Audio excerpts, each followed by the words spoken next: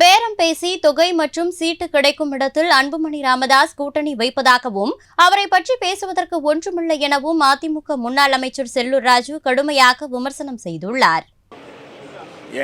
அன்புமணி ராமதாஸ் பேசுறதுக்கெல்லாம் நாங்கள் பதில் சொல்லணும். அவங்க இங்கேயும் அங்கேயும் பேரம் பேசி எங்கே கிடைக்குதோ, எங்கே தங்களுக்கு அதிகமான இது கிடைக்குதோ, தொகை கிடைக்குதோ, ராஜ்யசபா சீட்டு கிடைக்கும், எது கிடைக்கும் அப்படின்ற பார்த்துட்டு போகிறவங்க அந்த குடும்பம் மட்டுமே. அந்தலையும் இன்னைக்கு எப்படி கலைஞர் குடும்பமோ அது மாதிரி ராமதாஸ் குடும்பமும்.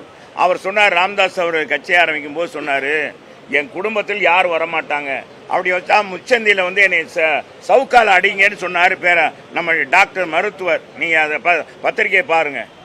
இன்னைக்கு அன்புமணி ராமதாஸுக்கு தான் இன்னைக்கு அவருடைய சொன்னது தான் இன்னைக்கு ராமதாஸே ஏற்றுக்கல அந்த கூட்டணியை, பாரதிய ஜனதாவை. ஆனால் அன்புமணி ராமதாஸ் கேட்டுக்கொண்டதை அவர் வற்புறுத்துறங்க தான் அந்த கூட்டணியே சேர்ந்துருக்கு. எனவே ராமதாஸ் அன்புமணி ராமதாஸ் பேச்செல்லாம் ஒரு பெரிய பேச்சே அல்ல. அவர் விரக்தியில் பேசுகிறார். இன்னைக்கு தான் தெரியும், கள நிலவரத்துக்கு போகும்போது தான் தெரியும். பாட்டாளி மக்கள் கட்சியே இன்னைக்கு அவங்க என்ன அவங்களுடைய துணைவியா இருக்கு சௌமியா, அன்புமணி கூட வேலை பார்க்கறதுக்கு பூத்து கமிட்டியே இல்லைன்னு சொல்றாங்களாம். இதை கேட்டுட்டு அவர் குதித்து போய் பேசுறார். எங்களுக்கு எங்க அம்மா பாட்டாளி மக்கள் என்னது சரி நான் கேட்குறேன். அவர் கட்டலைங்க, இவர் வயசாகி போச்சு, மகன் சொல்கிறது தானே கேட்கணும். என்னப்பா உங்கள் வீட்டில் என்ன அது, உங்கள் வீட்டில் உங்கள் அப்பா சொல்கிறத நீ கேட்ப, நீ கேட்க மாட்டேல்ல, நீ அவர் எப்படி ஆளு அதை கேட்க மாட்டார்.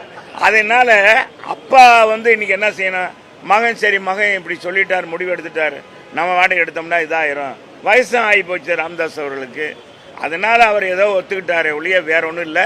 இவன் பாட்டாளி மக்கள் கட்சி வந்து எங்கள் அம்மாவுக்கு துணை போனாங்கன்னா அவங்கனால நாங்கள் ஜெயிச்சோன்னு சொன்னால் இது என்ன பெரிய ஜோக்கு தான், இது மிகப்பெரிய ஜோக்கு. ஏன்னா தென் மாவட்டத்தில் ஒரு தொண்டர்கள் ஒரு கிளைன் இருக்கா பாட்டாளி மக்கள் கட்சிக்கு? எங்கெங்க இருக்கு? குறிப்பிட்ட மாநிலங்கள்ல இருக்கு, குறிப்பிட்ட மாவட்டங்களில் தான் இருக்கு. ஏன்னா அந்த கட்சி வந்து எங்களை நாங்கள் தான் நிறுத்தணும்னு சொன்னால், நாங்கள் தான் தலைநிமிர்ந்து வைத்தோம்னு சொன்னால் இதெல்லாம் கேலி கூத்து தான்.